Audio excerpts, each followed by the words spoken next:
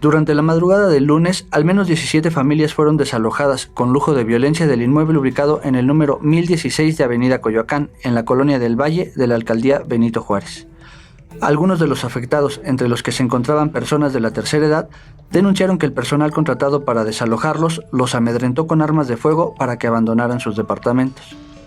Ya que lograron sacarlos de sus viviendas, los cargadores se dieron a la tarea de sacar también sus pertenencias a la calle, donde fueron arrojadas obstaculizando la circulación de al menos 2 carriles de Avenida Coyoacán.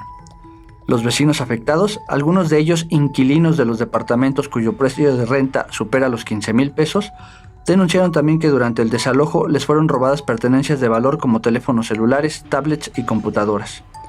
Al filo de las 3 de la tarde, algunos afectados, cuyos muebles permanecían sobre la vía pública, explicaron que el inmueble se encuentra bajo litigio legal desde hace 2 años por irregularidades al comprar el terreno donde se edificaron los departamentos, y se dijeron víctimas de fraude pues les fueron vendidos omitiendo que existía ese problema legal.